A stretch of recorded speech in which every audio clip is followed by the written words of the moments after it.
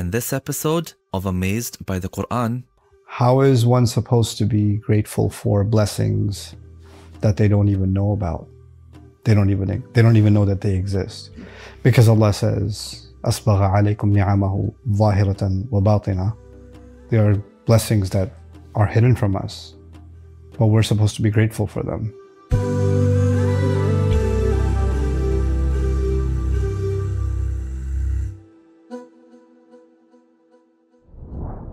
To make the most of this series, download our free guided workbook with reflective exercises from bayina.com/amazed. So Ustad, I was studying the Quran and I noticed that two plurals are used for the word ni'mah. Yeah. Sometimes an'um is used. Yeah. And at other times ni'am is used. Yeah. And I was just wondering, did you have any reflections on why these two different plurals are used at different times? Yeah, the varying plural seems like a geeky, nerdy grammatical thing, but it's actually pretty cool. In English, you have book or you have books, right? So you have a singular or you have a plural. The Arabic language is more complex than that. So you can have something singular, you can have something dual, referring to two things.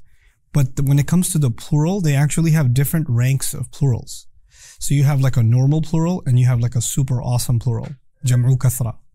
So they have a way of saying, in some cases, not for every word, but for some cases, they may have a way of saying books, and they may have one word for saying lots and lots of books.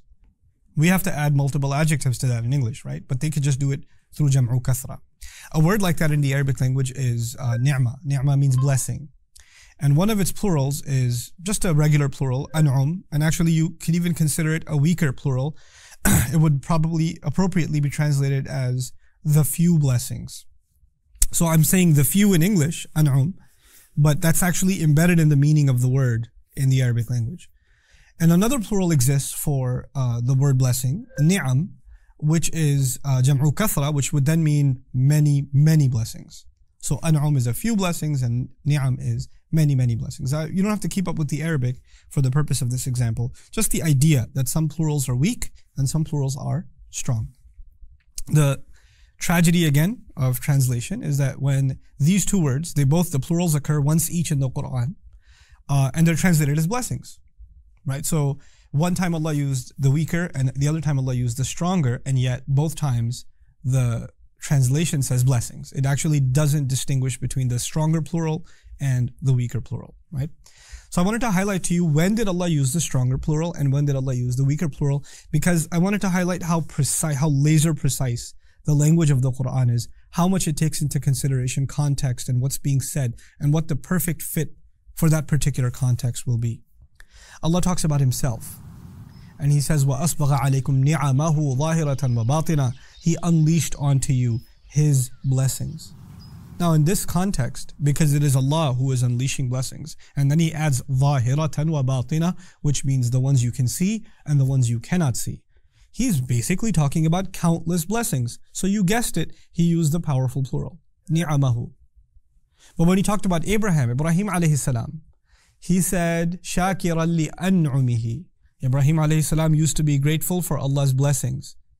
But ironically, He used an'umihi, the weaker plural, which would actually be translated the few blessings.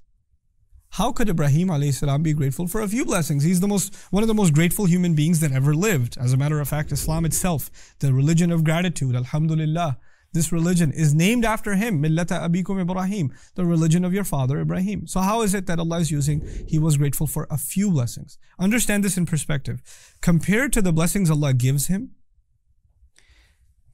compare that with the blessings he's actually able to be grateful for throughout his entire life of gratitude.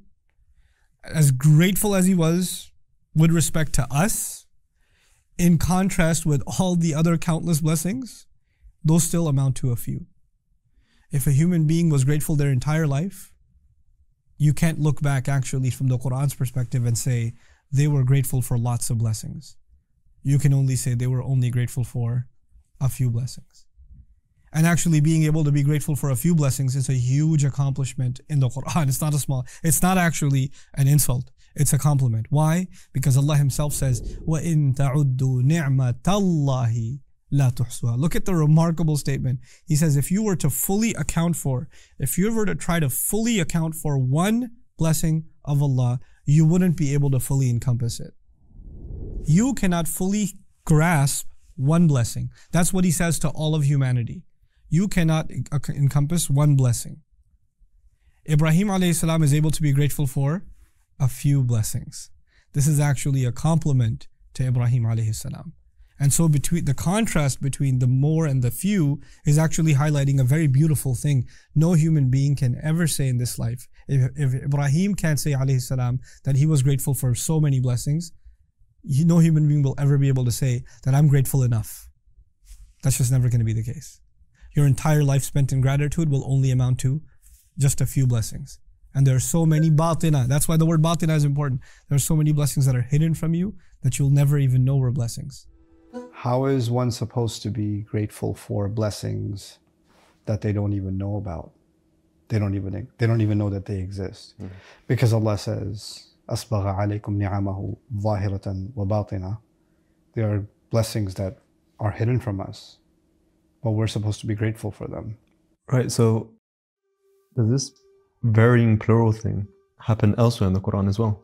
Yes, it does. There are other places where the same word is translated, but if you look at the Arabic, there are varying plurals, and that has an impact on how we understand those ayat.